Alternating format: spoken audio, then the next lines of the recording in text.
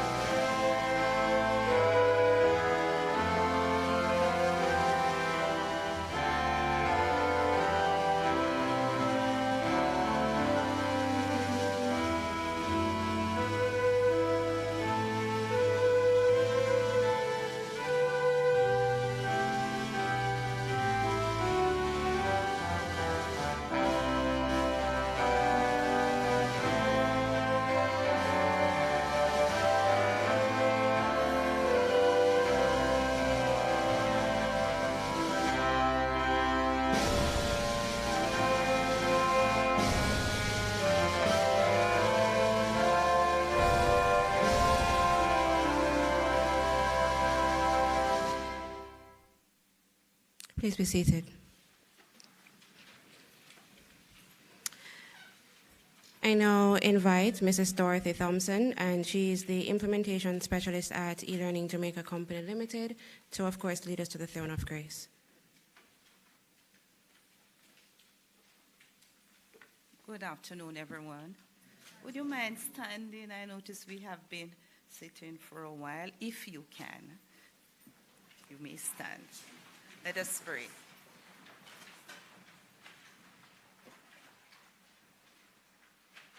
Almighty God, Father of our Lord Jesus Christ, we thank you for this day. We thank you for health and strength and journeying mercies, especially for those who have traveled from far to be here today, and for all those who are gathered also online. Today we gather to celebrate achievement of our educators and for the wisdom and the knowledge that you have given to them, and for those who have been instrumental in conceptualizing this cybersecurity training course.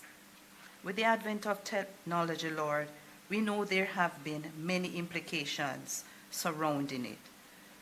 We have the social media that has taken flight with information all over the place at our fingertips, many of us just a click away. These information, Lord, and data need to be protected in some way.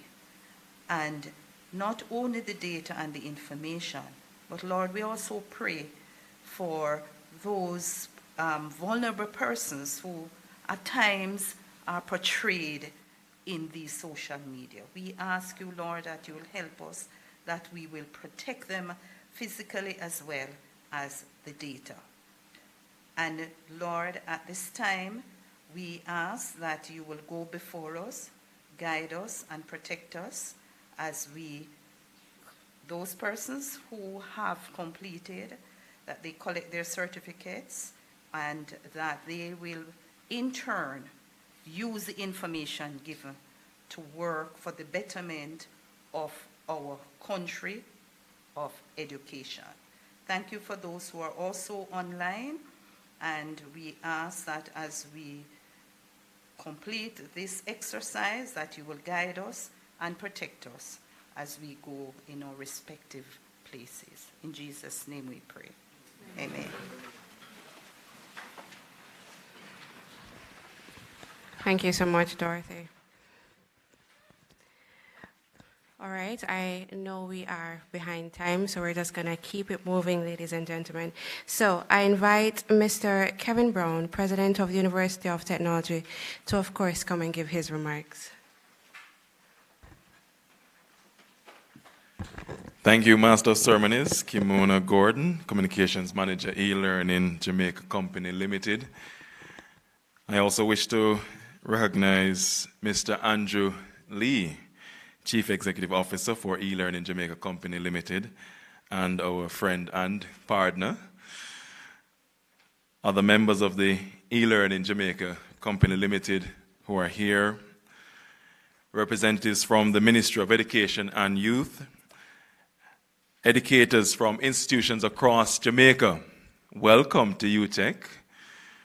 Professor Sean Thorpe, our Dean for the Faculty of Engineering and Computing, Dr. Balvin Thorpe, Vice Dean for the Faculty of Engineering and Computing, and I can see other members, the heads of school, program directors from that faculty. Welcome.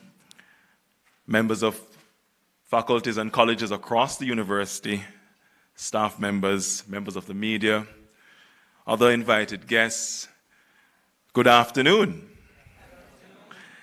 I was tempted to ask you all to stand for my welcoming remarks, but I see you're well awake. It's a Friday afternoon, so I'm gonna, you can remain seated, and I'll keep it as brief as I can. But I wish to extend a warm welcome to the University of Technology. If it's your first time, special welcome to our Papine campus. It is indeed a pleasure for me to extend welcome on this important occasion. I join in congratulating the officers from schools across Jamaica who have completed the required training to carry out your duties as data protection officers within your respective teaching and learning institutions across the island. So can we have a round of applause to congratulate these new data protection officers? I can see some proud smiles in the crowd. I don't know if it's filled with joy and trepidation at the same time, because this is a new thing for Jamaica. I resided in the UK for 2 decades where they've been on that journey of implementing data protection across all the entities there, and it is indeed a journey, and you are at the start of this journey for Jamaica. So you're going to be the pioneers, right? So it is fitting that this award ceremony is being held on the 1st of December as the promulgation of the Data Protection Act 2020 comes into effect today. Utech Jamaica is pleased to have led the initiative to train over 100 data protection officers under the National Data Protection Implementation Training Program for schools. This was done in partnership with the Ministry of Education and Youth and facilitated by E-Learning Jamaica Company Limited. Now, we're expecting our minister to arrive at any moment, and she and her team at the ministry have selected the right place, which is here at Utech, where we have the right expertise for the design and implementation of the training curriculum, which was provided by our knowledgeable faculty and staff within the Faculty of Engineering and Computing. The training, yes, you can clap. That's our proud head of school for computing, Mr. David White there, leading with the applause. Thank you, David. The training curriculum was consistent with the university's own curriculum in data protection and cybersecurity, which is offered within the School of Computing and Information Technology. So if any of you newly minted data protection officers want to further your studies, and extend it to cybersecurity, perhaps you could speak to David about how you could matriculate into a course at Utech, either at the undergraduate or master's level. And I'm sure our dean has plans for short courses as well. The curriculum here is also consistent with the ministry's mandate to ensure that education stakeholders are prepared for the new legislation which comes into force today. Utech Jamaica facilitation of this training program for an important era of national life is in alignment with the university's mission, and our mandate is to positively impact Jamaica, the wider Caribbean, and elsewhere through high-quality learning opportunities, research, value-added solutions to government, industry, and communities. Collaboration such as this training program between academia and industry continues to be a win-win model for Jamaica's development. The university continues to stand ready to lend expertise and practical training on such future initiatives. Ladies and gentlemen, teachers, instructors, newly minted data protection officers, I want to remind you that the COVID-19 pandemic accelerated the move for the adoption of existing and emerging ICT technologies to facilitate continuity in teaching and learning across Jamaica, especially on our campus here at Utech. Now, the post-COVID-19 situation is that digital technology is even more pervasive than before, with everyone now connected through one or more devices. I can see a tablet here, for example. We use our mobile phones for pretty much everything, along with other devices. So in this information age, we put a lot of data about ourselves in this digital space every day, whether it is through emails, search engines, or social media. And by the way, I should warn you that when the minister comes in, make sure you're smiling, because she likes to take pictures and post them on where? So if anyone who's following the minister, where does she like to post pictures? IG, Facebook. I follow her on Instagram. She likes Instagram a lot, right? So she's putting out data all the time, right? Her data, other people's data, your pictures. But she's not the only one. We all do it, right? So the landscape has changed. And so we know that so much now depends on the protection of our data. And of course, issues of theft, misuse, or corruption of our personal data can have very far-reaching effects. So in this context, we recognize the critical need for educational institutions, educators, and in fact, everyone to be fully aware of matters concerning cybersecurity and data protection of personal information. As educators, we are obligated to safeguard the data that we collect about our students, their parents, and the many varied stakeholders we interface with in the service of education. Here at Utech, we have been committed to the process of readiness for the legislative changes and for Jamaica's continuing transition to a digital economy. We are particularly keen on ensuring a very strong data compliance infrastructure within the framework of ongoing plans for a digital transformation of the business and education processes at the university.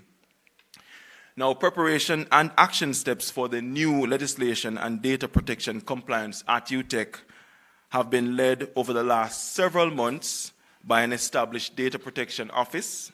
You have your data protection offices at your school? No, working on it. Prof. Tharp. And we have a data protection officer. It was something we had to do very quickly, and we have recruited an excellent young man who's doing a fantastic job, and he reports directly to me, right? So we put a premium on data protection, and it's right from the top of the institution. So we have fully embraced the coming of this new Data Protection Act, and we stand ready to be a further support to the government as the implementation phase goes into high gear. So I want to just end by congratulating you again, the newly minted data protection officers. We have some brand new crispy certificates for you.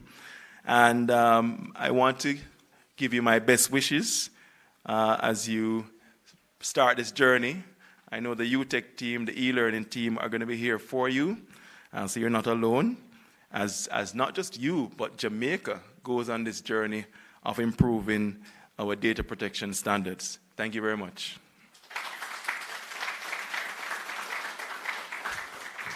Thank you so much, Dr. Brown. You know, I was just standing there and it came to mind that what is happening here today, it's a momentous occasion, simply because you are the first set of data protection officers to actually go through and complete the course. And I can only assume, how rigorous that training was for you. So you deserve a round of applause for that.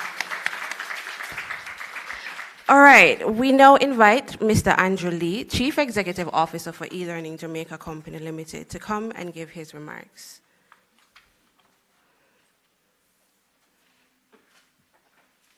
Thank you very much, Madam Master of Ceremonies, Ms. Gordon, our colleague at eLearning, who arranges and plans all these events along with Utech and other institutions that we associate ourselves with. Before I get into my brief remarks, I just want to acknowledge a number of persons here. But I want to first say congratulations to our graduates.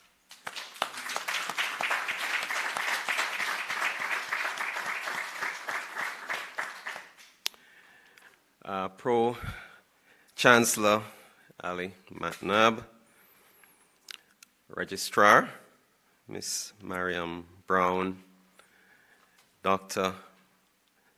Brown, our president who just addressed us. And I heard Dr. Brown, he went on a sales pitch. I don't know if you noticed that.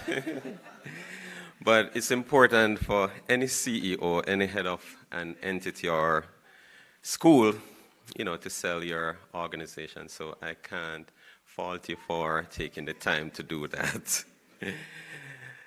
Professor Thorpe, the man who we engaged and started out this journey about a year ago. And here we are today, December 1, the actual implementation date, and we're proud that we made it. I know there's a way to go, but, we did make it. Dr. Thorpe, another Thorpe, Vice Dean, Faculty of Engineering, and somebody who I've known for a while, as well as Sean. I've known Sean for a while as well. Mr. Thomas Gale, our Chief Education Officer. So happy to see you. Can you stand so that I can see you? Because a lot of people don't know you,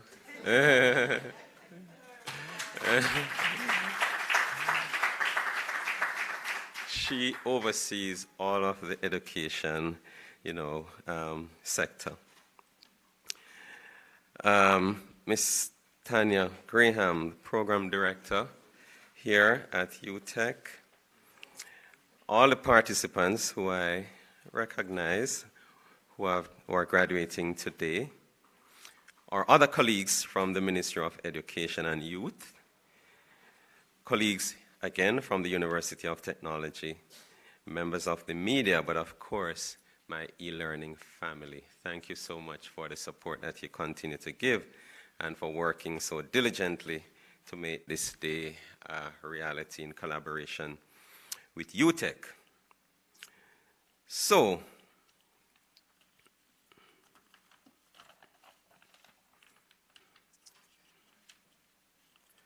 get into my remarks here.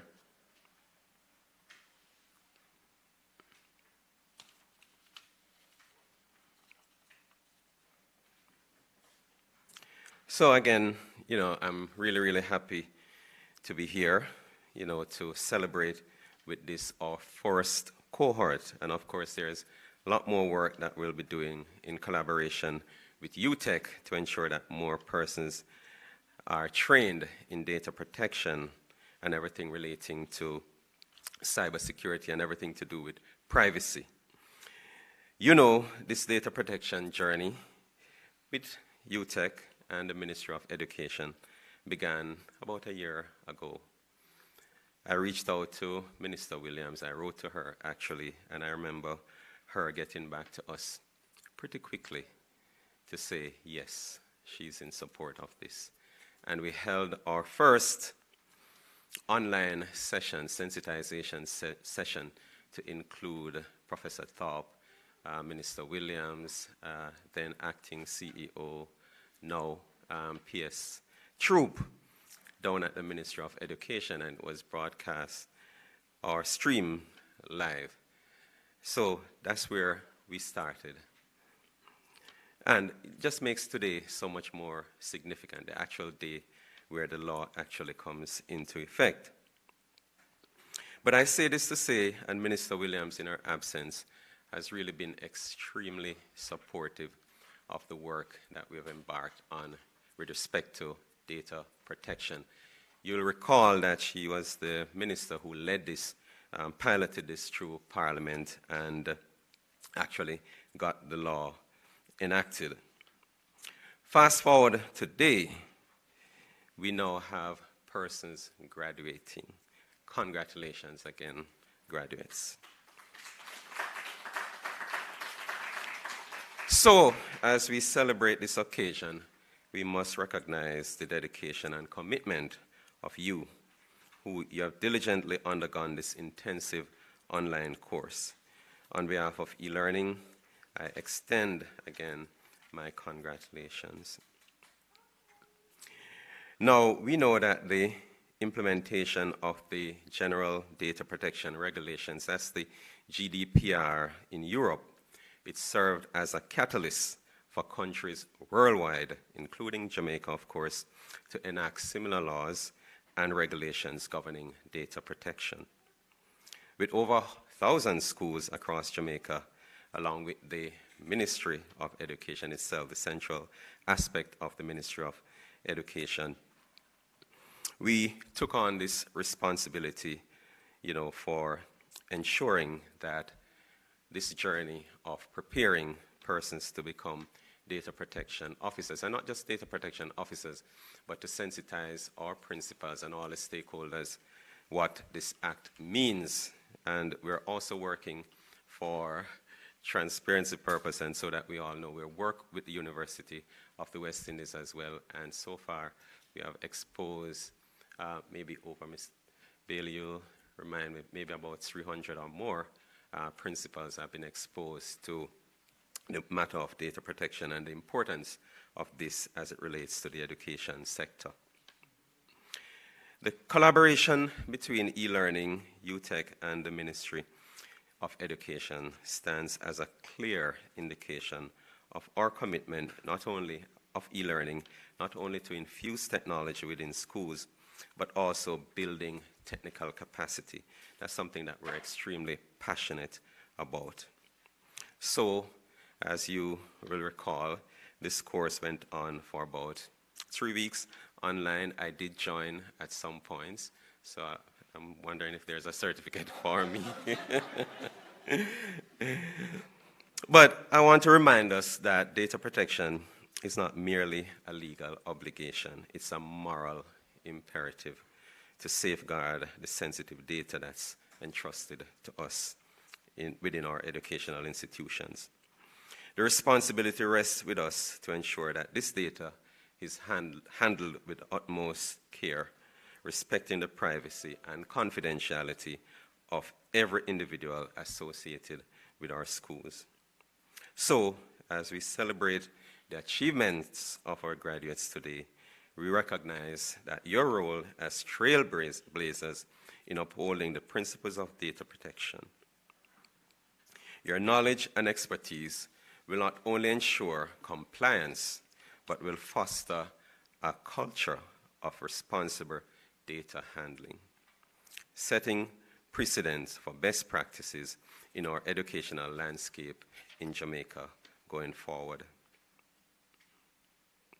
I commend you again, graduates, for your perseverance. I know the course was hectic. I know it was rigorous, but I listened in and you participated.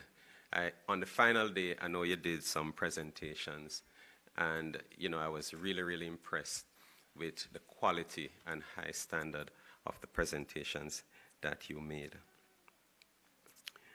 So I know that there is obviously more work to be done by us, and we stand willing to work with Utech, other institutions, the ministry, to ensure that our schools, are further prepared.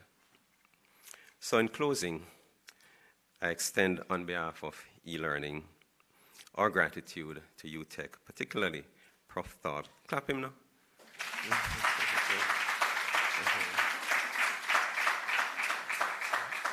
For this collaboration, and I also commend the Ministry of Education and the Minister in particular for her unwavering support for the work we do at e-learning and for ensuring that the data protection rollout can be as smooth as it should be.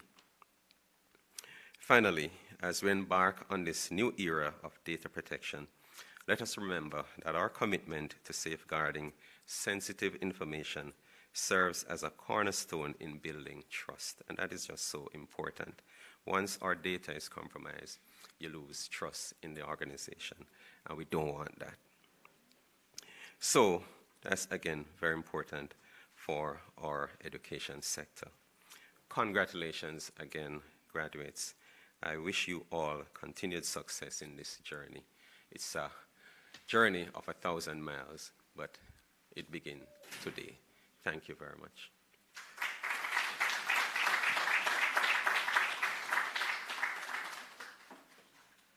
Thank you so much, Mr. Lee. And just a reminder, ladies and gentlemen, we are streaming live on our YouTube platform at eLearningJA and also on GIS at WatchJIS. So I am looking at the comment and I'm seeing a lot of congratulations. So Ewan Simpson, is he here? So I'm seeing somebody saying congratulations to you. Aldane Montague. Somebody's also saying congratulations. So please, ladies and gentlemen, invite, your family members, friends to go on over and, just type something nice in the chat. With that being said, I'm now going to invite Professor Sean Thorpe, and of course, he is the Dean of Faculty of Engineering at the Faculty of Engineering and Computing. And ladies and gentlemen, he's one of the brainchilds behind this entire project. So please, give him a round of applause as he comes to give you an overview of the project.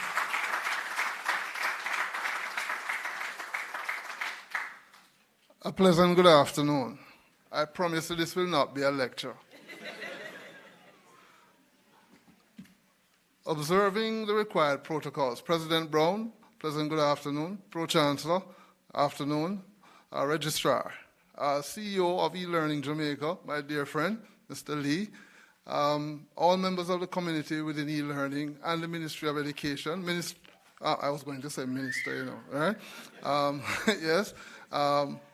CEO of the Ministry of Education, a pleasant good afternoon to you as well.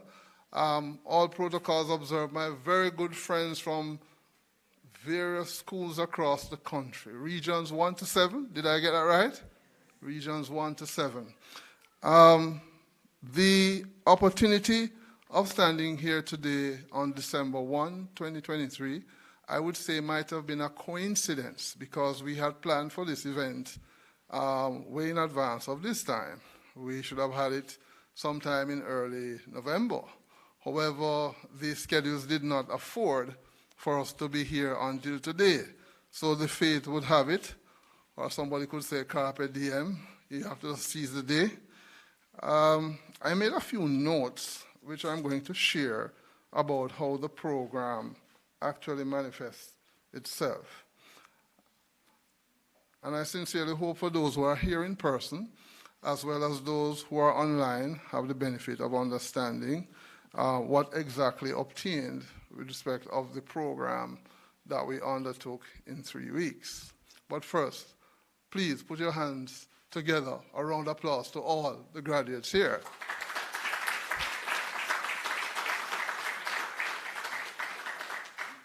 I do have the dubious distinction of setting very hard assignments. So when students actually get an A in my course, it is very well deserved. I want you to clap yourself again. This class did not get less than 90% in the assessments.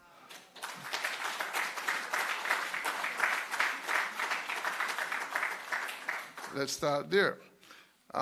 There might have been a group or two who had some little issues and they had to work through the logistics and get back to me with parts of a submission, but everyone had to demonstrate what they had to do.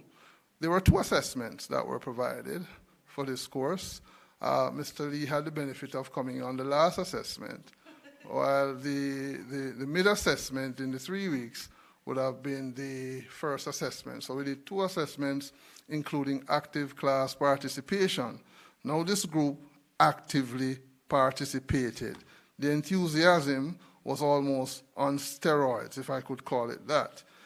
I found that the topic of data protection was not only significant by way of what it meant to the country and the outcomes, considering that you had a $2 million fine, that you hear, $2 million fine for breaches in the act pertinent to these fees. And you look at section 16 or section 20, under the particulars, you will see the references for same. And of course, now the regulation, the working draft regulation is now available on the Office of Information Commissioner's website, which I looked at up to last evening. Now, with that said, I would say that we could keep doing this course over and over, considering that things are going to continuously change. So let me give you an overview, ladies and gentlemen, as to what we have to cover within the course as an outcome.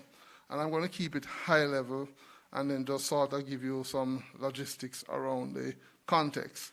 The course introduced itself specifically to defining what we really meant by data protection, recognizing the need to understand what is personal identifiable information specific to the situation here in Jamaica and how you treat with your own data locally and having to deal with data cross-border. So we spent time defining the data protection as a foundation set of terminologies and spent time looking at the 8 principles related to the act that we must be compliant with. We had done several case studies pertinent to the act, pertinent to schools in particular, because while we don't want to take tails out of school, as the saying would go, the curriculum in the university under cybersecurity and data protection would look at very vast cases across various sectors. This time around, we had to focus on schools so that my teachers, my officers from the ministry can relate exactly to how this affected their working environment. So we started there and developed specific case studies around the requirement of what personal identifiable information meant in schools. So for example, we would look at when students' grades are changed, or we would look at cases where grades may become missing and it ends up somewhere where it should not end up, or teachers' information ending up where it should not end up, the implications under the law or the legislation, and who would be held accountable. Very specifically, we looked at the basics of data protection pertinent to policy design and development coming out of the class sessions. And I know some persons even contacted me after the training saying, boy, they didn't realize they did so much work in retrospect. But we have to look at the policy design on the data protection. How do you design a data protection policy for an organization? And the data protection policy is a very important policy document for any organization today in Jamaica, because it demonstrates very specifically how you seek to comply with the Act. The document, in terms of its preparation, would have been a draft as class exercises. And please note the data protection policy document is an inward-facing document for all schools. Of course, I'm saying this for all organizations in Jamaica who has to comply with the Act. So the organizations have to have a policy. So we have to look at draft exercises relating to what obtains in the schools and how, as an incoming data protection officer, one of your roles is to ensure that within that institution, the policies are adequately prepared. We also had, in the context of the course, to look very specifically at privacy statement designs. So privacy statement designs speak articulately to the outward-facing documents of an institution. What I really mean by that, what do you put on the website as of today of your schools? What does the Ministry of Education and Youth put on its website as it relates to how it handles personal identifiable information of its stakeholders? In the course, we made sure to clearly distinguish who is a data subject, who is a data controller, in terms of the data controller being that institution like MOUI or Utech, who has to indicate the purposeful use or means for which the data is going to be applied to a community, and then the various departments and units that have to engage the use of that data being the data processors.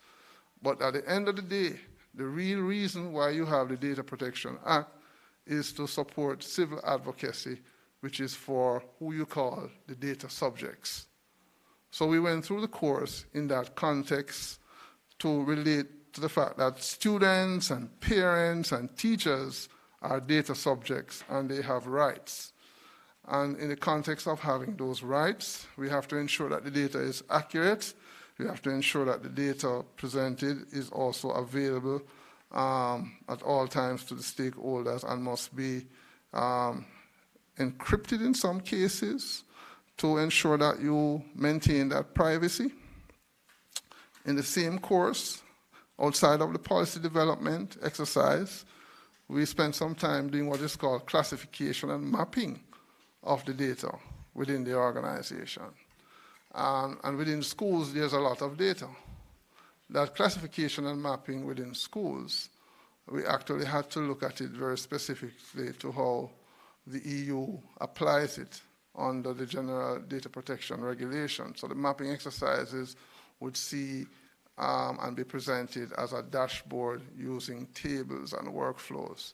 And I saw that from primary school to high school, regardless of whether a teacher was in technology or not, they could relate to the content of how that would impact their schools as an incoming data protection officer. Do you remember this?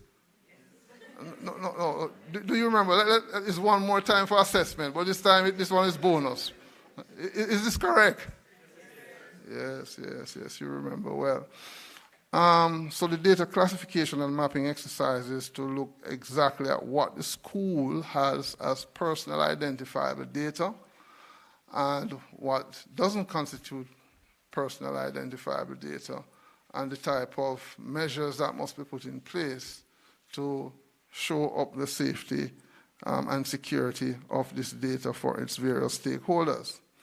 Now, specific to this course, one learning point, just in giving you this overview, is that the data protection policy is not the only policy that the schools will have to put out there. The entire country, as a matter of fact, and I'm here streaming live, right? The entire country, as a matter of fact, in addition to putting in place a data protection policy, one of the requirements under the design of the data protection policy is that you must have a set of other congruent policies that match.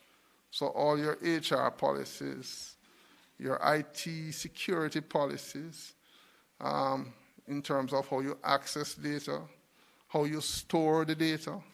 Today, when you came here, there usually used to be a measure where we collect the registration of persons coming into a venue. For those who came in, you realize we had none. And that was deliberate, because if I did that, I could have already been in breach. I could have been in breach today, for sure, unless we exercise the principle of having a consent form available to say whether or not you would like to enter this venue or not. It's either we make it available in a physical format or we make it available to you in a digital format. But because I know all of you coming here today were good friends and we've been talking all week. Hold on. We've been talking all week on WhatsApp. I actually sort of engendered trust in the fact that everyone who is here this afternoon actually is in the right place. Am I correct? Yes, I'm correct, right?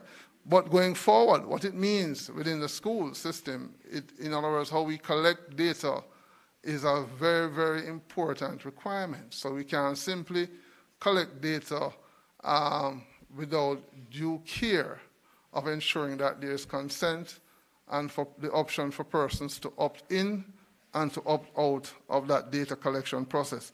All our officers here get that well, because I'm sure in the stream of the classes, persons went back to their schools afterwards. I had people even calling me from some of these schools, asking for some clarifications as to how their organization should operate thereafter. In concluding the basics of the data mapping and classification exercise, we look very specifically at things like impact assessment design. So a data protection impact assessment, which is called your DPIA, indicates within the schools where are we to likely have a breach before today. Well, we were doing this October 9 to October 25. So that timeline was a very important way to allow all of you to check back in your schools based on those class exercises to ensure that your schools were not likely to be in breach. What did you realize? They don't want to say that on air. I have to be careful. It is likely that we could have a lot of breach, because when we started doing that evaluation, the courtesy of note was that if for every transactional breach, and I hope the commissioner is hearing me and the stakeholders who lead this, if every transactional breach could be $2 million, when persons talk about 4% of your business revenue being wiped out, in Jamaican terms, when we talk about $2 million for each breach and the amount of student records you have in the school system, the millions add up very quickly to the point that it could literally close down the schools, right? And we do know that schools are a measured organization in terms of budgets, and like many other organizations that have to measure their budgets, the required safeguards that need to be in place have to be well understood. So the impact assessment studies were very important. We did that as it relates to what internally would happen in the organization. But we did another activity called privacy impact assessments, which meant how did the third-party stakeholders outside of the schools who you had to deal with, like canteen concessionaire services who probably provide to schools, or you integrate a new piece of technology within the school which you buy from a third-party vendor. We had to look at how that would impact the schools as well. Significantly, it also demonstrated that the sources of where you could have breaches would have been significant across the school system. This was followed by breach assessment studies and case assessments. And these breach assessments were data protection breach assessments, where you look within the organization, which is inward facing, and then we look outside the organization, which is outward facing. So the privacy breach assessments would demonstrate what are the type of breaches a school is ready to handle the charge of data protection within the ministry. But I was making the point and quite timely the minister came in, right?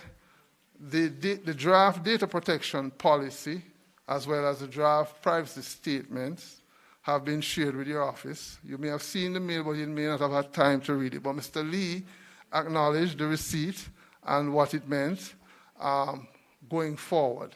Because one of the concerns coming out of the class activities is that each member in this group would now be figuring out, should I be going back into my respective school to create a data protection policy for each school? The recommendation is that by making the suggestion of drafts that complement whatever the ministry already has, both in terms of the draft data protection policy and the privacy statement notices, they can be used under conformed circumstances to support all schools across all 1,000 or more schools. I don't have the exact number, but I know you have a lot of schools.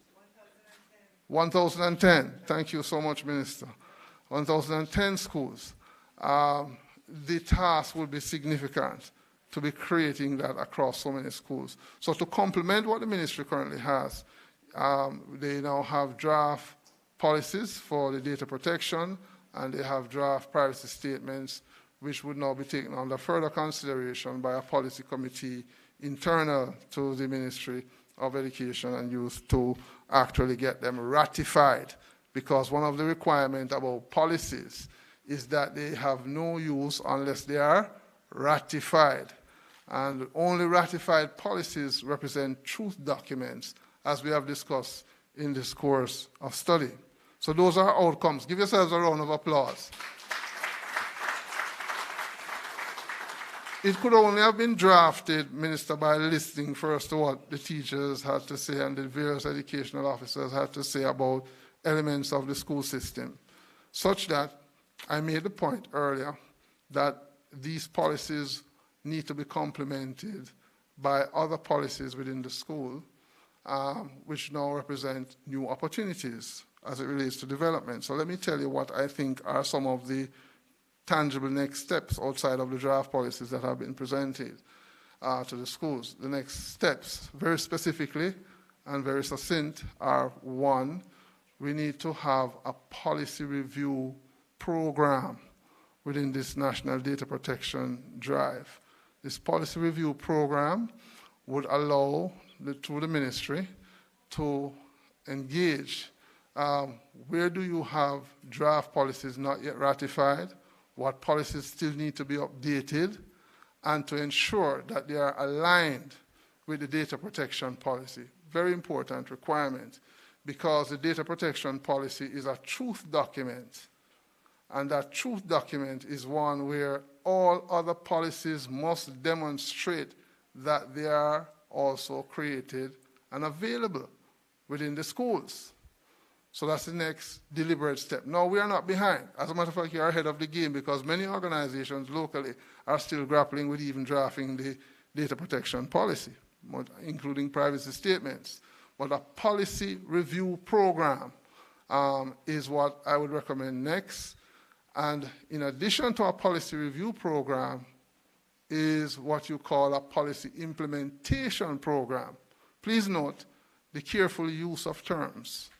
The policy implementation program will be consistent with the fact that after you have developed all these policies that support guidance to how you regulate and manage your schools under the Data Protection Act, you have to ensure that these policies are working within the schools.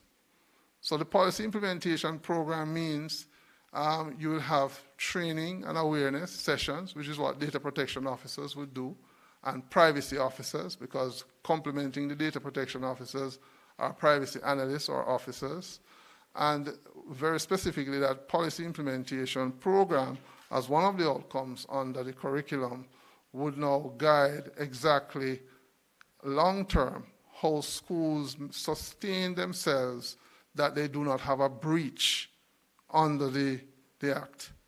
In other words, the policy implementation program goes in and ensures that all policies are continuously monitored and engaged, such that if the Office of the Information Commissioner comes to any school, they can see very clearly how the schools would have been implementing all tenets of the various policies that would be in place. Now, this argument, although we won't want to take tails out of school, it is also applicable to every organization in Jamaica who now has to implement the data protection. So give yourselves another round of applause. Private sector, Minister, I don't want to tell private sector to come and take your educators away from you. You want to ensure that they are part of the system. So this concludes my very short presentation. Usually, right? Very short presentation. I do not have any intentions of spending more than 10 minutes. But did I spend 10 minutes? Thank you so much. Thank you.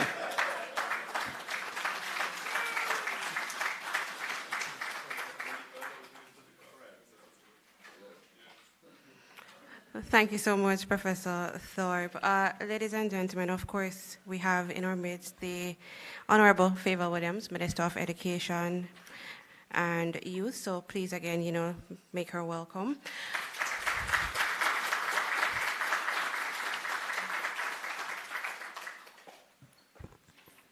Thank you so much. Good afternoon, everyone. All right, thank you for waiting patiently. I was actually at another function, trying to get buy-in of our employees at the central office, those in Canewood in particular, on their trend campaign, Transforming Education for... Awesome. So that was on, and but I know I really wanted to be here as well to just talk with you a little bit about the data protection for educators and to be in your presence as you are awarded certificates, Mr. Lee? Yes. All right, for data protection. So I'm sure during the course of the time you learned about who is a data protection officer and your duties. But let me, before I begin, acknowledge Ms. Kimona Gordon, Communications Manager from eLearning. Dr. Kevin Brown, President of Utech Jamaica. Thank you, President, for collaborating with us on this very important initiative. I see Mr. McNabb as well, a member of the council. And beside him, registrar, yes, so the big guns are out here. Sorry, I shouldn't say that word, gun, right? And of course, we have our CEO acting, Chief Education Officer acting, Mrs. Terry-Ann Thomas Gale. Two double-barrel names, right? Yes. We have as well, you heard from Professor Sean Thorpe, Dean of the Faculty of Engineering and Computing. Let me acknowledge Ms. Dorothy Thompson, Implementation Specialist at eLearning, and of course, Mr. Andrew Lee, Chief Executive Officer of eLearning. I also want to tender apologies for Dr. Troop. I left her at the Trend event, so she could not be here this afternoon. But let me say, distinguished ladies and gentlemen, thank you for being here on a Friday afternoon. I will make it worth your while. So it was in 2020 that we passed the Data Protection Act in Jamaica. During the time when we were deliberating on the act, we felt that it was so new that we would allow time for all entities to get ready. And so we allowed 2 years.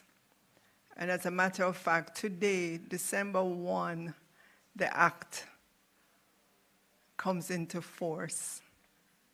But yesterday, the Prime Minister announced that he was going to allow 6 months more for companies, entities to get themselves together so that when the act comes into force, they will be ready for it. So what is data protection? Data protection really speaks to the personal data of all of us, all Jamaicans. Currently, your data exists all over the place. You have no control, no idea who is accessing your personal data. The entities that collect it, they have no obligation to you to tell you who has accessed it, to even give you the data if you ask for it, even though it's your personal data. So we had to create a regime with laws, with penalties, with rules, with standards, to say how personal data should be collected, how it should be managed, how it should be stored, and to describe new rights for all of us in that regime. And if I step back, you may ask, okay, but how did we decide we're going to do a data protection regime? If you remember, back in 2017, 2018, the government of the day embarked on a path to ensure that we have a national ID. Right? So they created laws that said all of us in Jamaica it was mandated for all of us to have a national ID. The law went to Parliament. It was passed, but it was challenged by the opposition. So the opposition took it to court. The courts decided that the mandatory nature of it was, against whatever they decided it was against. And literally, the court threw out that entire piece of legislation.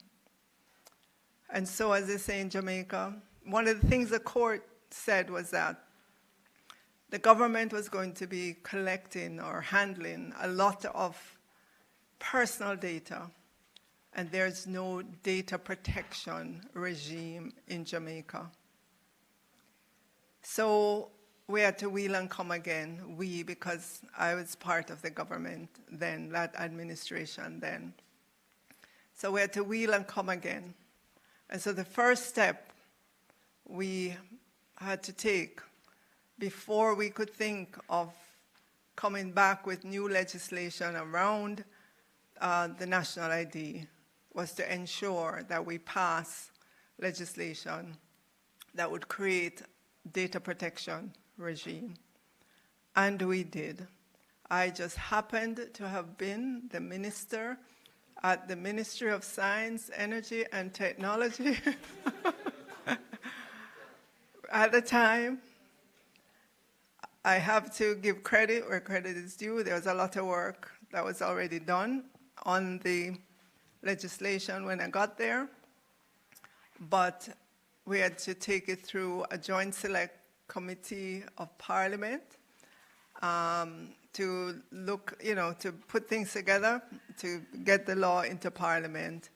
And so the Data Protection Act is one of the pieces of legislation that I piloted through Parliament.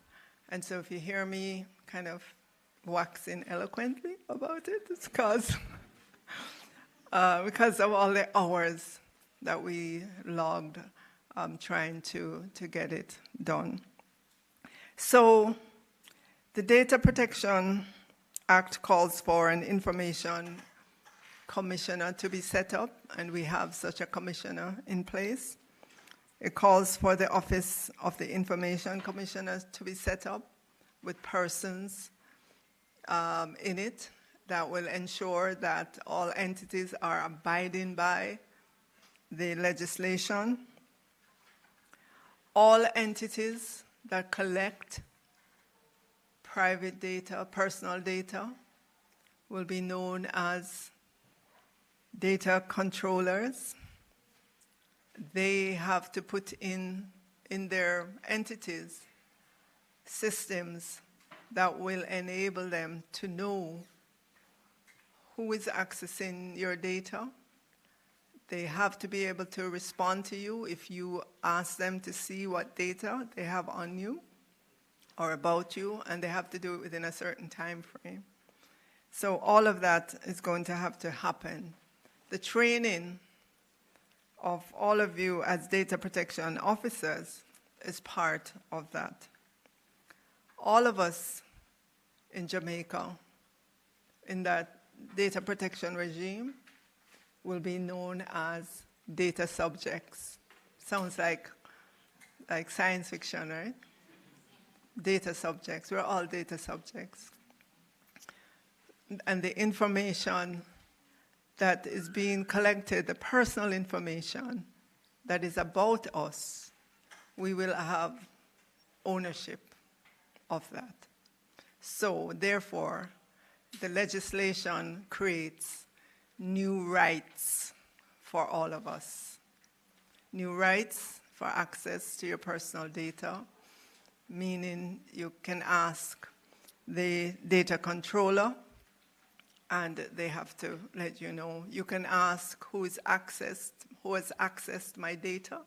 So if you go to the bank and you ask who has accessed my account, they are obligated to tell you, and they have to tell you why. Of course, people at the bank will need to look at your account and so forth, but those persons would have had permission to be able to interact with your data.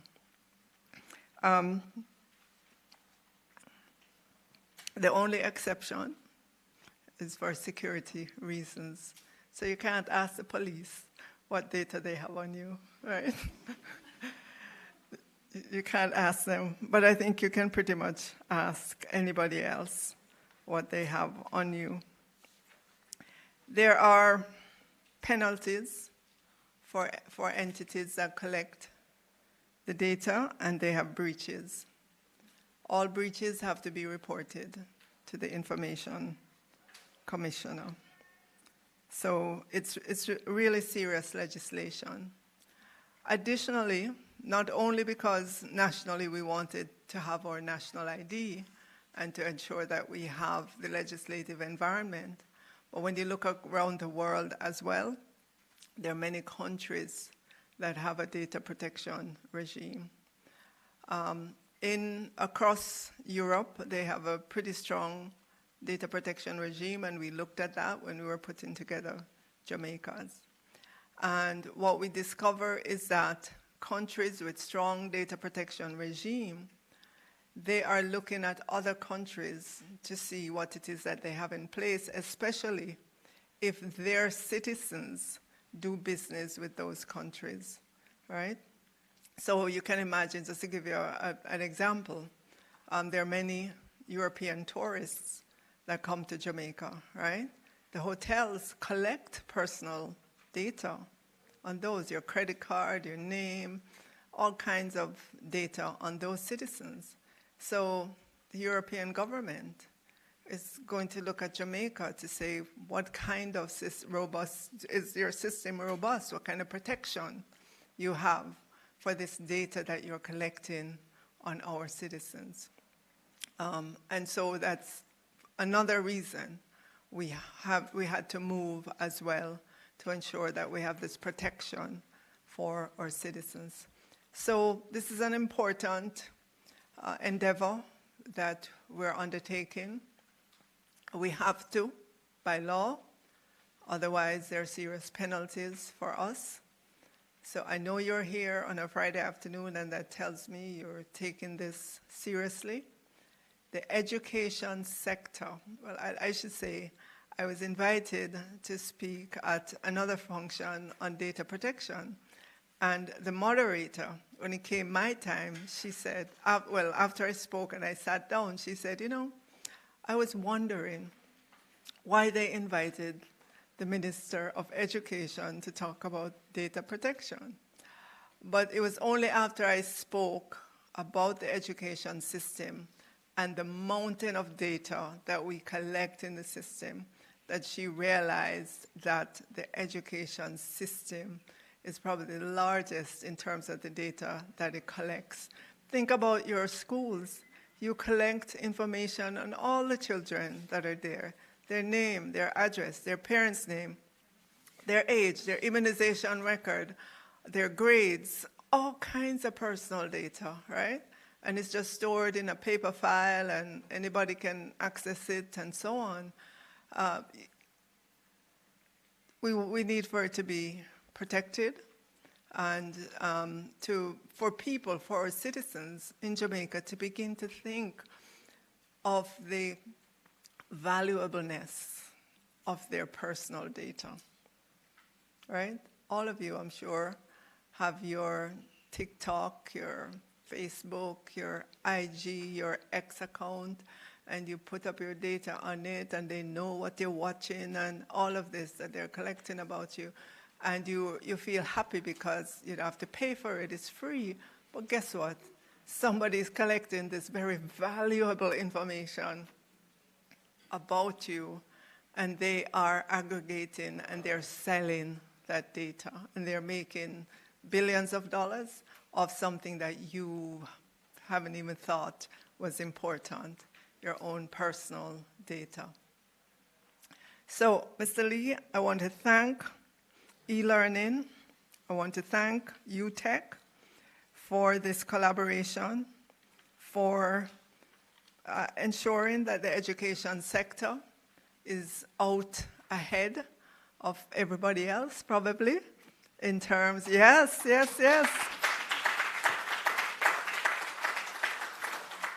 In terms of ensuring that we'll be ready when the act comes into being in the next 6 months' time. And for everybody to really take this seriously because of the penalties associated with it if we don't. And the Ministry of Education would have to pay whatever the cost is that the Information Commissioner says that we have to pay for breaches of the data protection. So whenever you think about your personal data, think in terms of this is my data. I have rights over my personal data. Yes, you might be the entity collecting this data, but this law has given me certain rights over that data. It will be a total mind shift once this begins to work and once we begin to become more aware about the rights that this new law gives us. Treasure it. You will begin to see the unfolding of all of this in Jamaica and across the world as well, and the importance in the technology age in which we're in, that we understand that we need to protect our personal data. Thank you, ladies and gentlemen.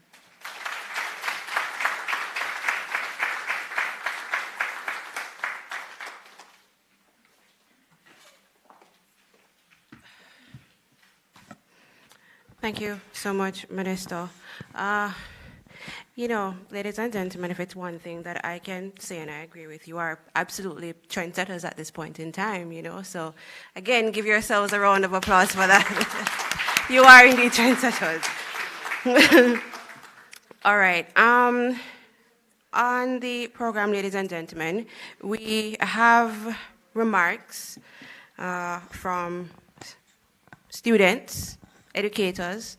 Of course, they're just going to tell us what the workshop, what the training has been like for them over the 3 weeks that you were engaged. So I am going to ask those persons to, of course, make their way to the podium at this point in time. And while they're doing that, persons who are supposed to, tell us what your experience was like, waiting. Of course, we still have some persons who are, congratulating you on the YouTube platform. the space. So, Christoph Johnson, he's saying congratulations to Mr. Campbell. Who is Mr. Campbell? Ah, Mr. Campbell, there you go. All right. Jody and Francis, she's saying, so proud of you, Mr. Francis. Who is Mr. Francis? Mr. Francis. The students who are supposed to, they're not here? No, man, the student or students who are to, give us their feedback on the training. Yes, please. And as you make your way, Marlene Denny, she's saying congratulations to Denise Edwards. Who is Denise Edwards? Wonderful. Rosemary Steer, she's also saying, let's hear it from Miss Denise Edwards. Right, okay. Denise, you're a popular man. All right, gentlemen, please come.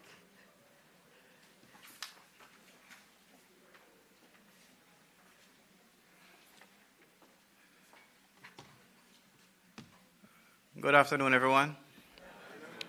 First, let me begin by acknowledging our specially invited guests. Before I begin with the specially invited guests, Master of Ceremonies, Ms. Kimona Gordon, Communications Manager, E-Learning Jamaica, Honorable Favor Williams, MP, Minister of Education and Youth, Mrs. Terry Ann Thomas Gale, Acting Chief Education Officer, Pro-Chancellor Ali McNabb, Mr. Andrew Lee, Chief Executive Officer of E-Learning, and Dr. Kevin Brown, President, Utech Jamaica.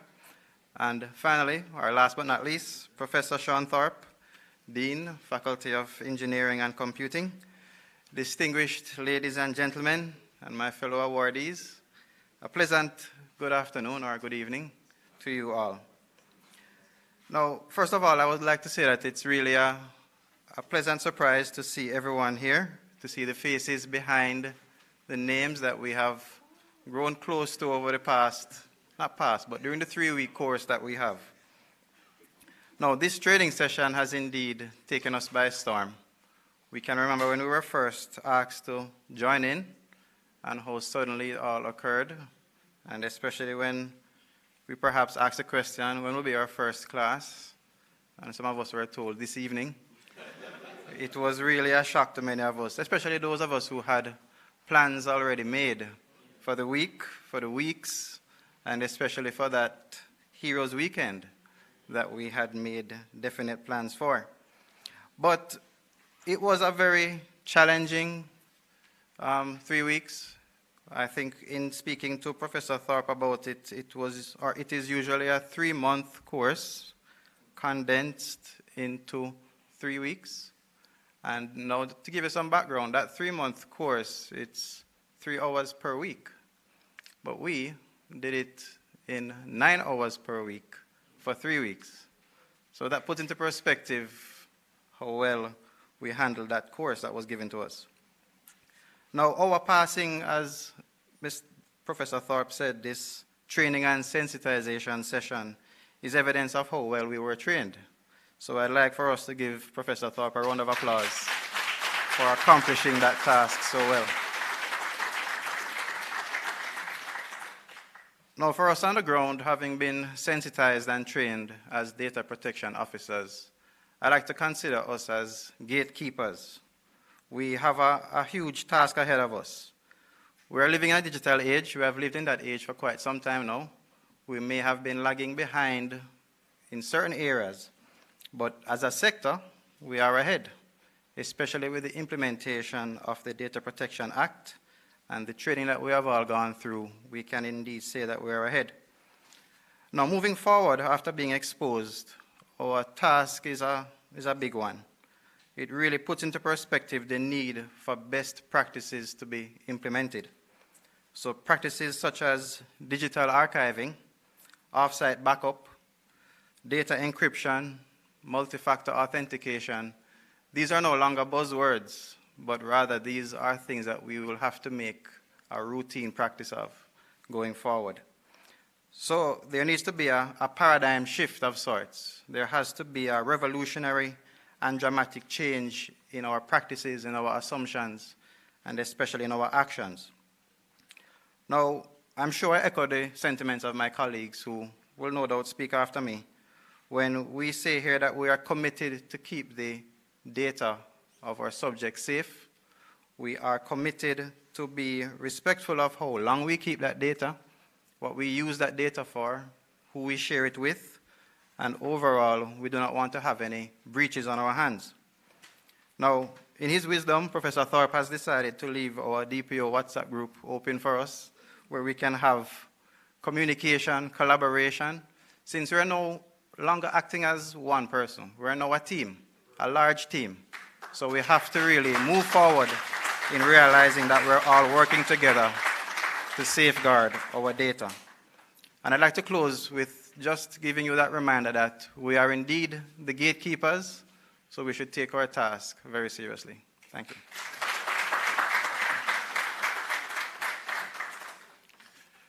Good afternoon, and all protocols observed. Firstly, I'd like to say, even though I have been asked to speak on behalf of Region 7, the views and opinions expressed here may not be the views or opinions of Region 7. And to avoid any fines or court battle for that matter, Region 7, nor I can guarantee the completeness, lack of bias, or information accuracy as presented in these short sentences. I extend thanks to the Ministry of Education, e-learning, learners, and DPOs here today, the faculty of the University of Technology, specifically Ms. Sharon Leslie, Ms. Tanya Graham, and Professor Sean Thorpe, for at least making us amply aware of the local and global developments with regard to data protection, and at most preparing us for what is today supposedly the date of compliance to the GDPR. Of course, we must continue to thank Professor Thorpe for his part in the course, being lecturer and tutor, and not to mention his effort to constantly recognize the plethora of virtual hands raised during the classes. Even though the 3-hour sessions took a mixture of lecture and tutorial style delivery, the constant dialogue between the teachers and grasshoppers, who we were, often bore the markings of debate and discussions which surrounded not only content, but consequences and cost. Sorry, this is a legacy hand.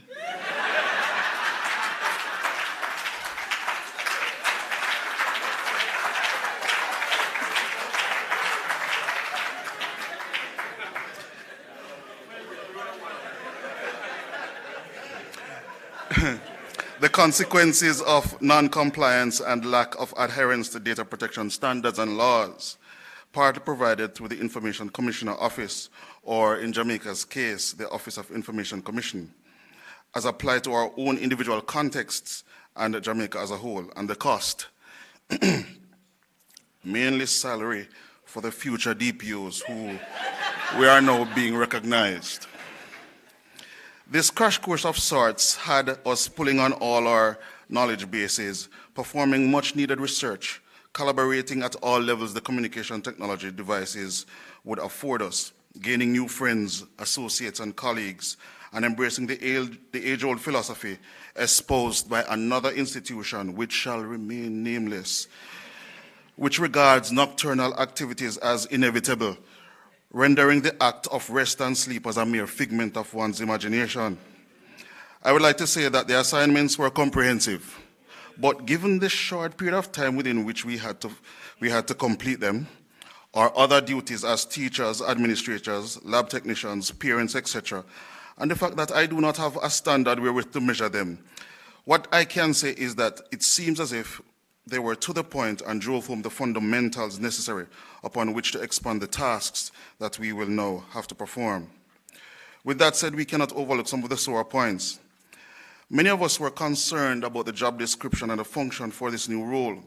We came to understand its gravity and the implications for any action which resulted in failure to comply to these global information protection standards. What concerns us most was the question of why we were being brought into the mix at such a late stage. We felt the timing was poor, late in time for the amount of work that we needed to do, and our concerns were uttered and muttered every day. We were also concerned as to whether or not this new role will now mean new or better money, or an increased salary, I should say. Our professor, of course, and however, continued to reassure us that as at the start of the training, we were to become a team, a community, whose purpose was to support each other through the transition period, if there was one, lightening individuals' loads. We were also worried about the information flow. Many of our supervisors were, and possibly still are, completely oblivious to the need for this new compliance. And this December 1st date has actually become the proverbial D-Day. Finally, I'd like to say that the road ahead of us looks like more work, but again, hats off to our professor and to Ms. Graham.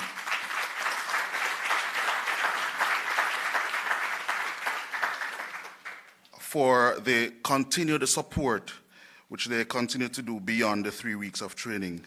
With that said, God bless my fellow DPOs, God bless our facilitators, and God help Jamaica.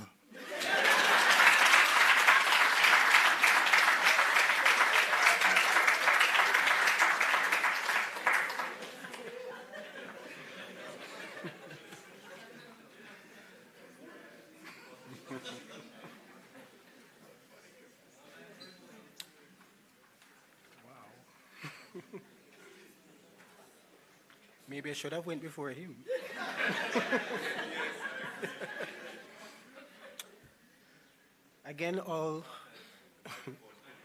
Again, good evening to everyone, all protocols observed. If I may just start right into it. Thanks.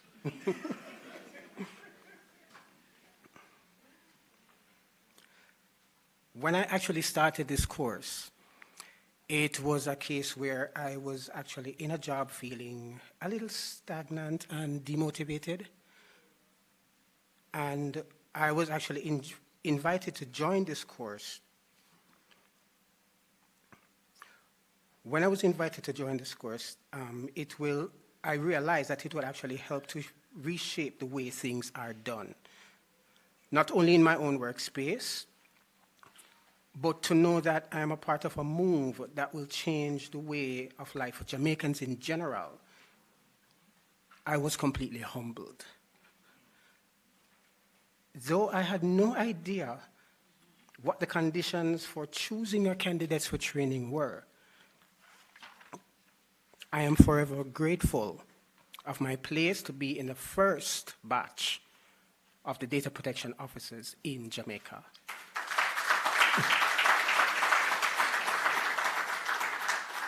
Most evenings when I logged onto training, I was actually on my way home. As I have witnessed with quite a number of us.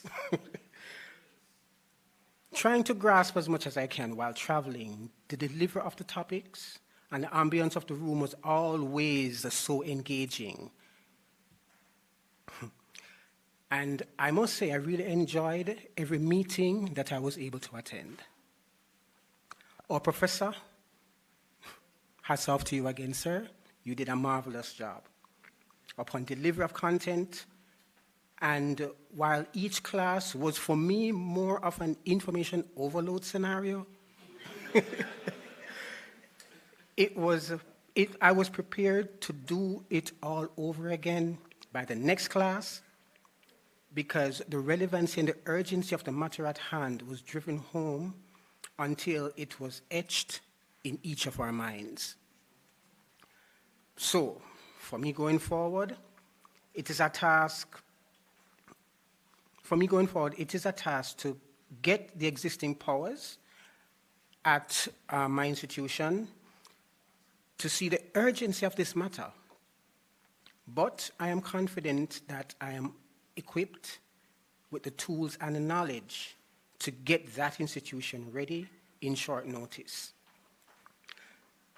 I know that once we pull together as a team with one aim, one goal, we can definitely get our schools in order and compliant within the grace period given. We have been trained by the best, and I, for one, believe in giving nothing less.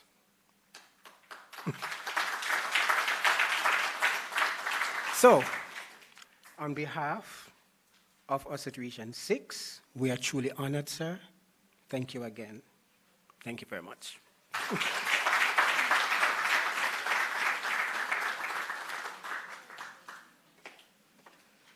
Thank you so much, the educators. I guess now I can say data protection officers, really.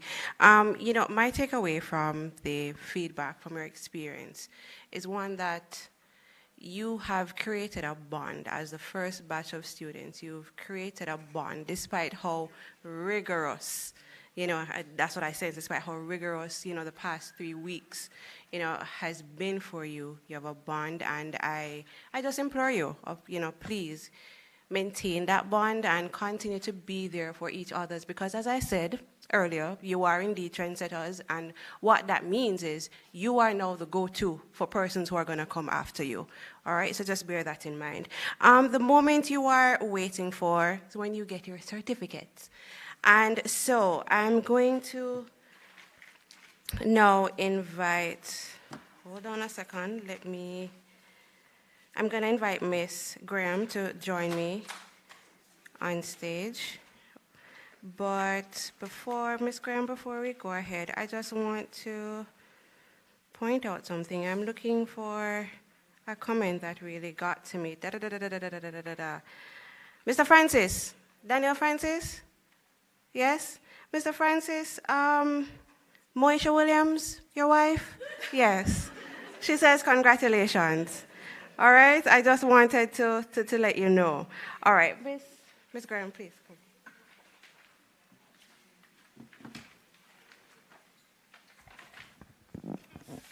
Thank you, Master of Ceremony, Ms. Kimona Gordon.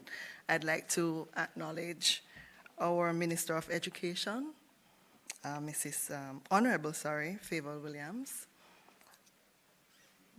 the Ms. Terry-Ann Thomas Gale, Acting Chief Education Officer, our President, Dr. Kevin Brown, our Pro-Chancellor, Professor Sean Thorpe,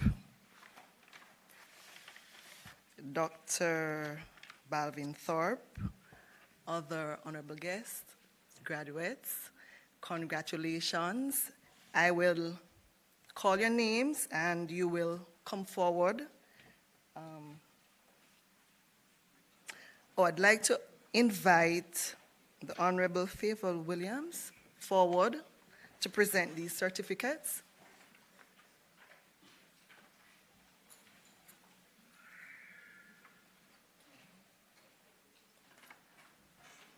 Mr. Stephen Carr, is Mr. Carr here?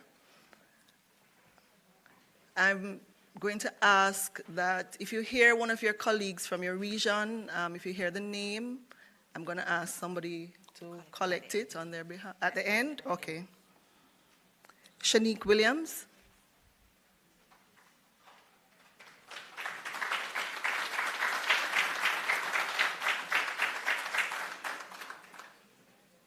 Vivian Johnson.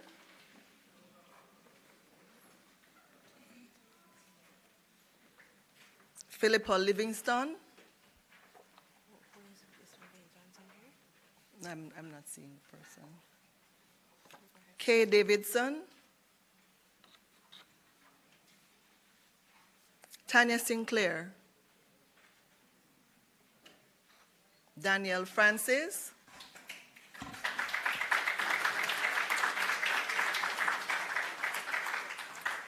Radhika Robbins.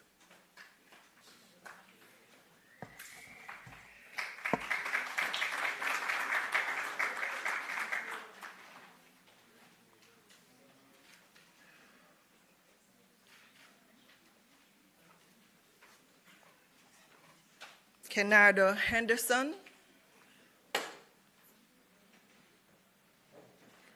Sylvester Simpson,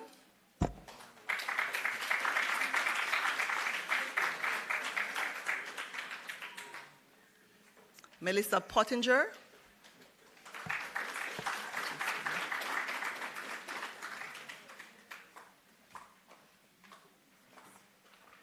Mariah Ho Young,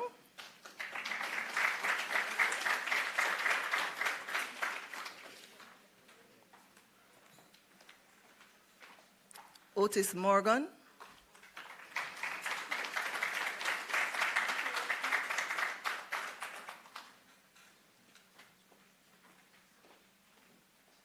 Javado Fuller. My apologies.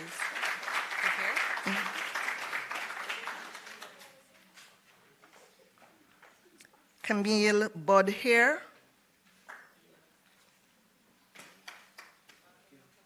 Jacqueline Parkson,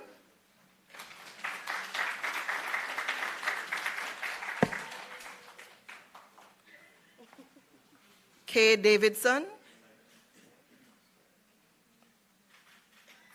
Giovanni Campbell,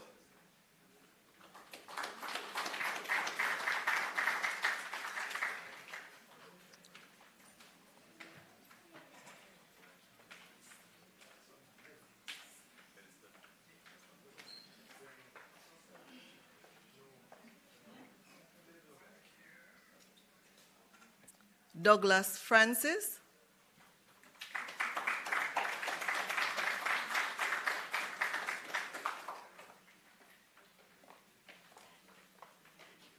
Baron Richards. Okay.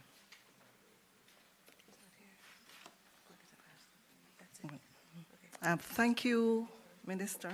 I'd like to invite Mr. Andrew Lee to hand out the next set of certificates. Ewan Simpson, Kadian Heron,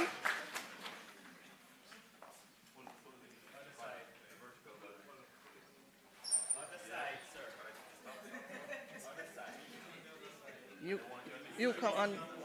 You. Is Kadian Heron here? Oh. Karnet, he's there.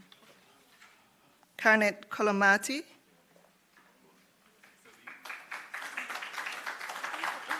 Ferron Latham.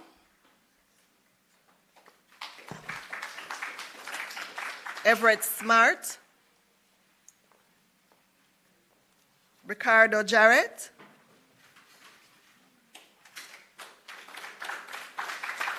Khadijah Green. Julianne Ward. Here. Julianne Ward.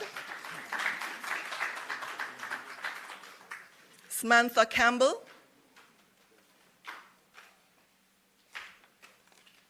Kai Plummer.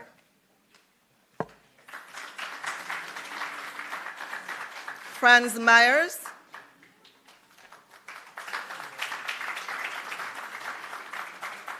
Sherry-Ann Manning.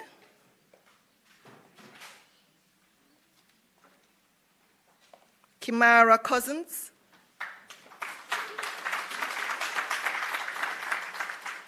Michael Arnold.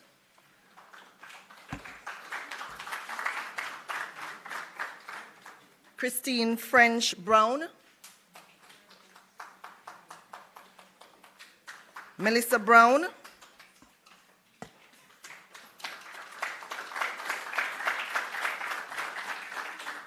Kamal Perry.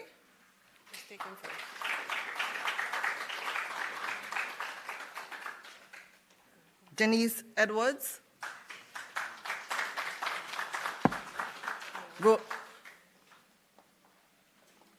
Roland Wilson.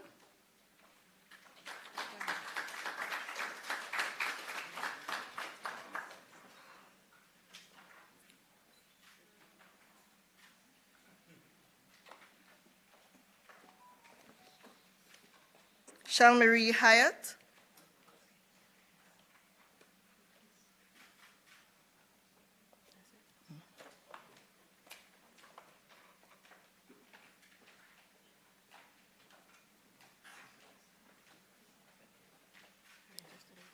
Thank you, Mr. Lee. I'd like to invite Ms. Terry-Ann Thomas-Gale,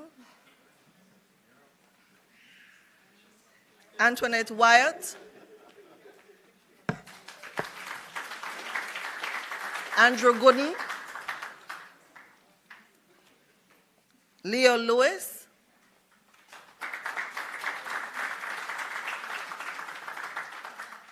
Damario Lennox,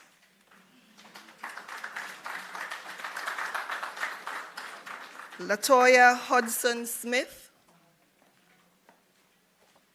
Ricardo West, Tanisha Riley Horton, Richard Lawrence, Garth Green, Leon Gordon,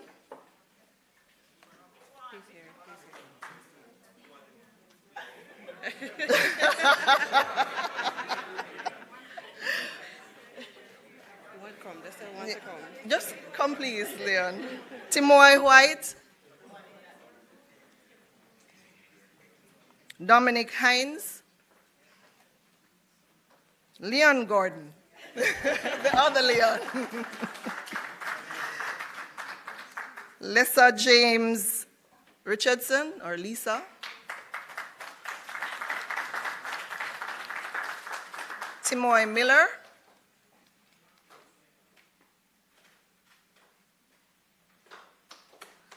Lamar Edgehill. Anita Bailey. Woo. Dave Thompson. Carlisle Thompson.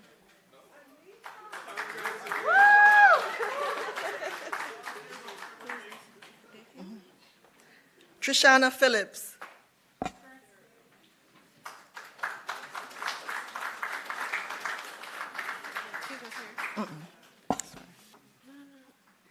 Oh, yes.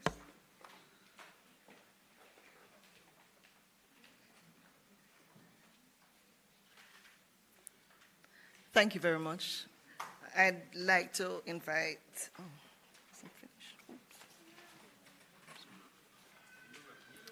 Dr. Thorpe, thank you. Romaine Madden. Rashawn Hodgson. Tamika Mills Johnson. Javed Francis.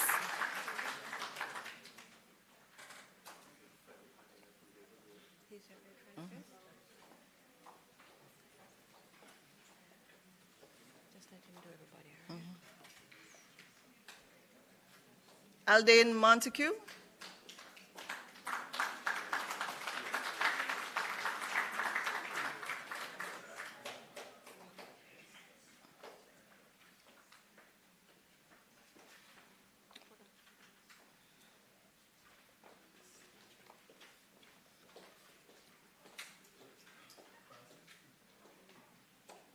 Andre Morgan.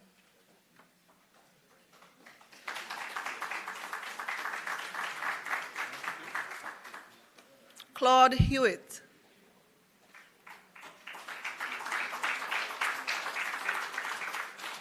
Aljamain Sharp. John Paul Panton.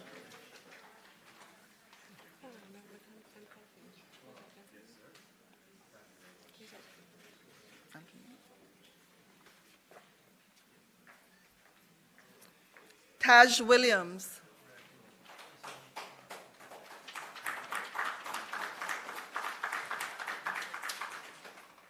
Rena Gay Elwood.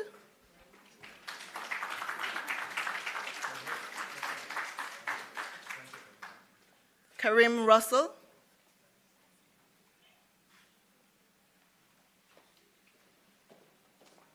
Conroy Donaldson,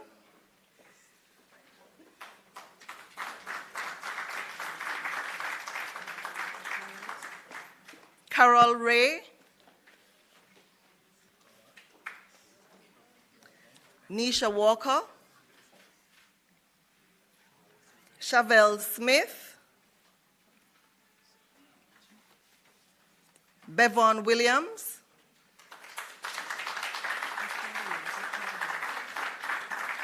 Anthony Dowse,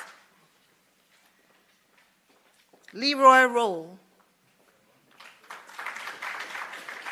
and Marcella Mitchell.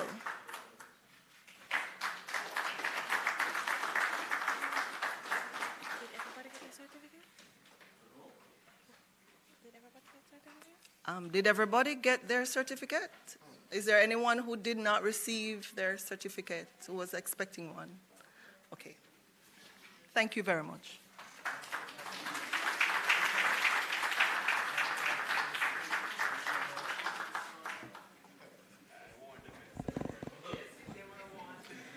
All righty.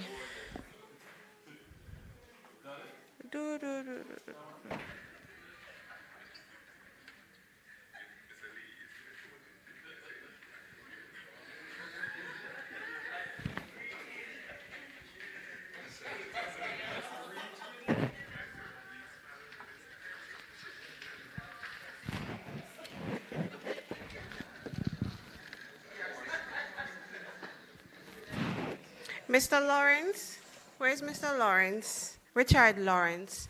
Mr. Lawrence, Angela Bailey, do you know that person? Right. Your mother says congratulations, sir.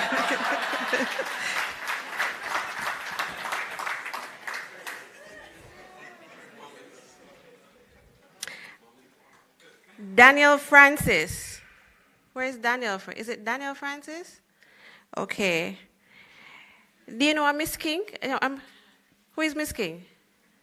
Yeah, she says congratulations to you as well. Alrighty, I'm just going through the comments here.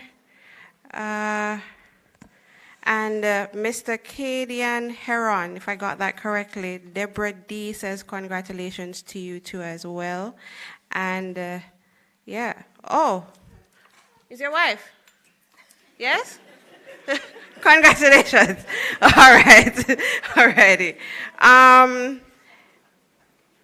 Oh yes, there's a Gary Harrison here. Mr. Harrison is saying, big up to Professor Thorpe, of course. So, Professor Thorpe, big up to you. All right? All right. Ladies and gentlemen, we have some gift baskets here. And we would not be, e-learning Jamaica Company Limited if we never, and Utech, if we didn't really recognize some persons. So, with that being said, I am going to invite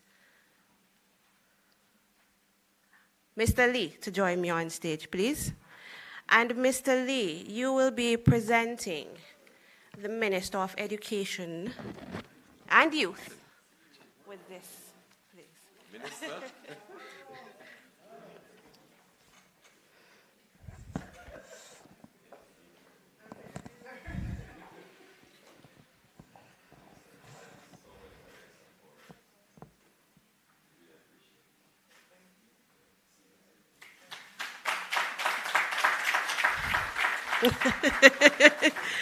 Professor Thorpe, I'm going to ask for you to join me on stage, please, sir.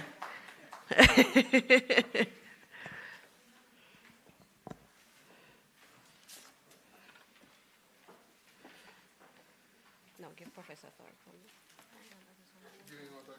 Yeah, Professor Thorpe, yes. And I'm going to ask Ms. Terrian Thomas Gill to join me on stage, please.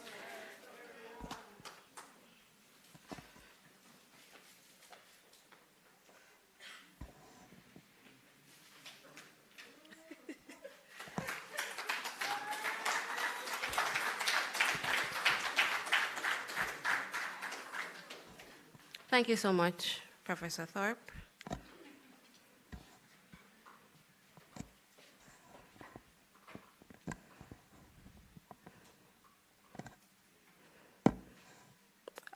Dr. Kevin Brown, can you join me on stage, please?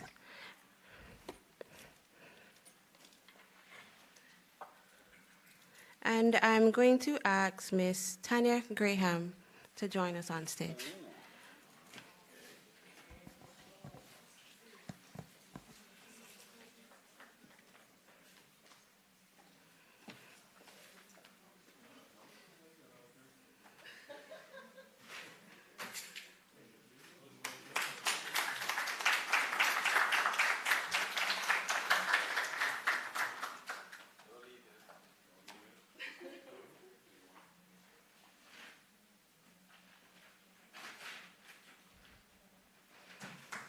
Yes, thank you.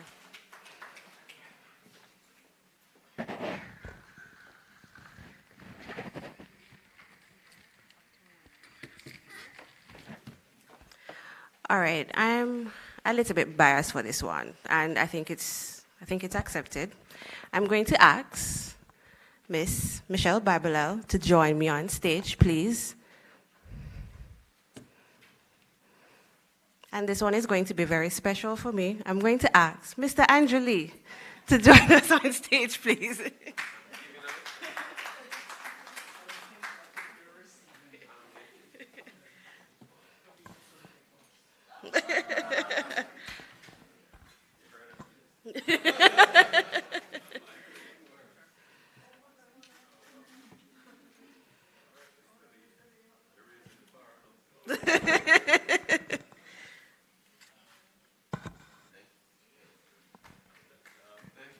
You're welcome.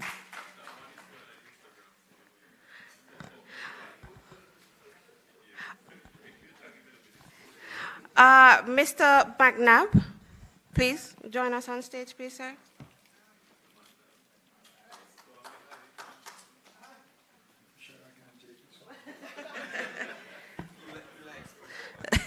And I'm going to ask, ladies and gentlemen, a round of applause, Professor Thorpe to join us on stage, please.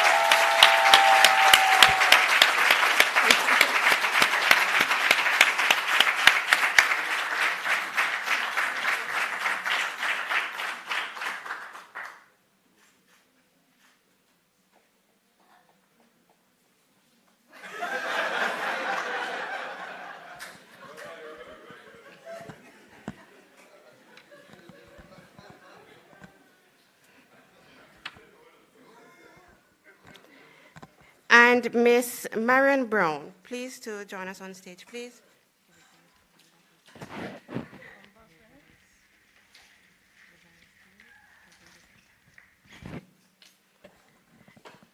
And Dr. Balvin Thorpe, please join us on stage, please.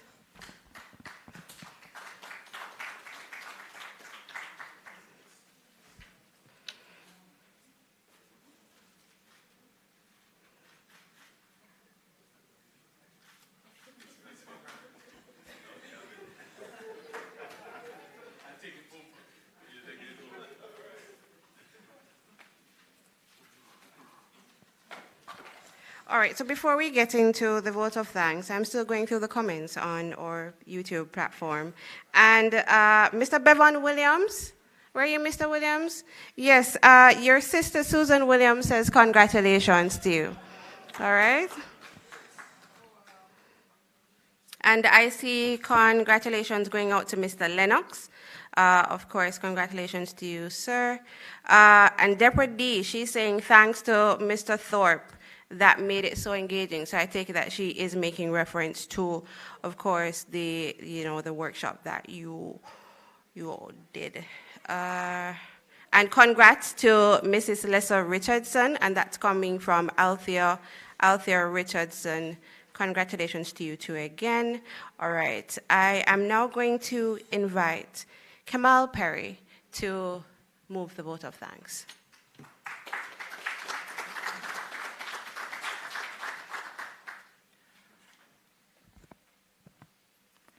Good evening, everyone. It has been such an honor to be here to be a part of this wonderful event. And on behalf of the organization, University of Technology, and I would like to extend my heartfelt gratitude to our esteemed guest, Ms. the Honorable Favor Williams, MP, Minister of Education and Youth, Ms. Terry-Ann Thomas Gale, Acting Chief Education Officer, Mr. Andrew Lee from e-learning, Chief Executive Officer Dr. Kevin Brown, Utech President Utech President Kevin Brown, and Professor Sean Thorpe, Dean of Faculty of Engineering and Computing, and our other distinguished guests. I thank you for attending. Now, for a sincere thanks to all the various departments, the cleaners, our presenters, our cameramen, I'd like to express thanks for being here to make this event possible, as well as my fellow graduates, classmates, DPOs. Congratulations, we've made it. So give a round of applause. It was a hard one, but not impossible. For the nights and the weekends that we stayed up late and were doing our assignments, I thought to myself, well, you know, at the end, I'd just like to see a couple of persons I've seen in the chats, like Roland Wilson and Mr. Plummer. I need to have a word with you after this. But thank you all for being here, for making us feel special, and for any additional work we're going to get after this.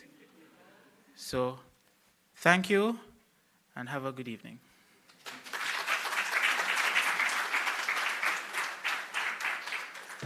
Thank you so much, Mr. Perry. And that brings our event to an end, ladies and gentlemen. It was indeed...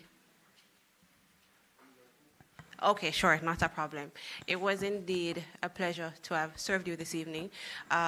Professor Thorpe is saying that he needs a group picture, so of course, I'm going to ask for all participants to, make your way to the front for you.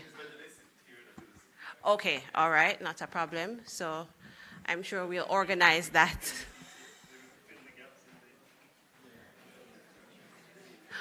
Oh, and with that being said, I will be approaching some of you. We would, of course, love your feedback on video, and this is, specifically for social media purposes. So I'm putting that out there now, hoping that, I have your permission to do that. Yes, it will be on, our social media platforms as well as, our website. So I'm putting it out there, please, I hope. Sure. Okay, come forward and fill up the seats. So we'll start from, let's say, the second row.